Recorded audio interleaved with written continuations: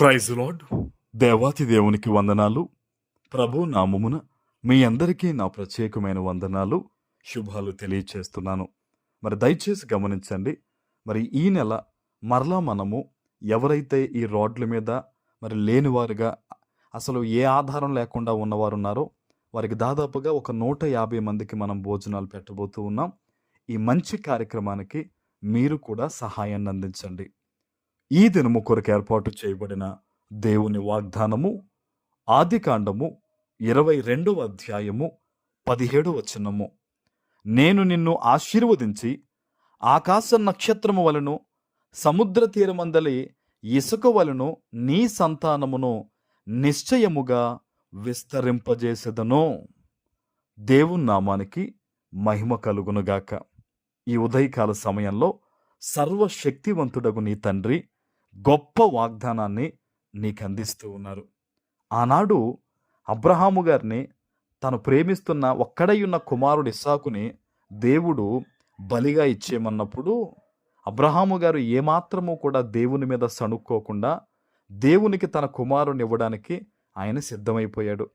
తన కత్తి పైకి లేవనెత్తి ఇస్సాకుని వధించడానికి తను సిద్ధపడినప్పుడు దేవుడు ఆకాశము నుంచి పిలిచి అబ్రహాముతో మాట్లాడుతూ అప్పుడు అంటూ ఉన్నాడు, నువ్వు ఈ పని చేయడానికి వెనుతీయలేదు గనుక ఇదిగో నేను నిన్ను ఆశీర్వదించి నీ సంతానాన్ని దీవిస్తాను, ఆకాశ నక్షత్రాల వలె సముద్ర తీరమంద ఇసుక వలె వారు అవుతారని చెప్పి దేవుడు దీవించి ఆశీర్వదించారు. ఈరోజు అదే గొప్ప వాగ్దానము దేవుడు నీకు ఇస్తున్నారు.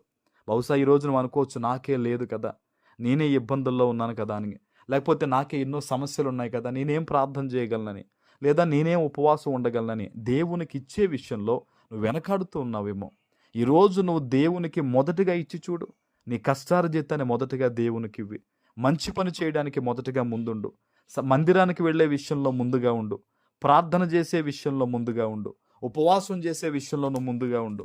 నువ్వు ఎప్పుడైతే నీకున్న ఇబ్బందుల్లోనూ శ్రమలోనూ బాధ కలిగినను మొదట నువ్వు దేవుడిని పట్టుకుంటావో, అక్కడ ఆల్రెడీ దేవుడు ఒక బహుమానాన్ని పెట్టించాడు. ఆనాడు అబ్రహాము గారికి పొట్టేలుని వెనకాలే పెట్టించాడు. ఎందుకంటే అబ్రహాము గారు ఖచ్చితంగా ఆయన మాటకు లోబడతారని దేవునికి తెలుసు. అందుకనే ఒక పొట్టేలు ఏం చేశాడు, దేవుడు సిద్ధపరచుంచాడు. ఈరోజు నువ్వు దేవునికి ఇచ్చేది ఏదైనా కూడా నువ్వు ఇస్తావని, నువ్వు ముందుంటావని దేవునికి తెలుసు గనుకనే దేవుడు ప్రత్యేకమైన ఒక బహుమానం నీకు ఉంచుతాడనమాట. అబ్రహాము గారు ఆ ప్రాంతానికి వెళ్ళకపోయి ఉంటే ఆ బహుమానము, ఈ వాగ్దానము ఆయనకు వచ్చేదండి? లేదు కదా. నమ్మకంగా దేవుని కొరకు ముందడుగు వేశాడు. ఈరోజు నీవు కూడా ఒక ఉద్యోగానికి వెళుతూ ఉన్నా, వ్యాపారానికి వెళుతూ ఉన్నా, ఇంటి పనుల్లో ఉన్నా, మరి ఏ ఇతర ఉన్నా సరే మొదట దేవుణ్ణి పెట్టు. అయ్యా నేను నీ కోసం చేస్తానయ్యా, నీ కోసం నిలబడతానయ్యా, నీవు తప్ప నాకు ఇంకేదీ లేదయ్యా అని నువ్వు ఎప్పుడైతే దేవుని మీద ఆధారపడిపోతావో ఖచ్చితంగా దేవుడు నీకు బహుమానం ఇస్తాడు. చాలామంది జీవితాల్లో బహుమానము పొందుకోకపోవడం గల కారణం ఏంటో తెలుసా?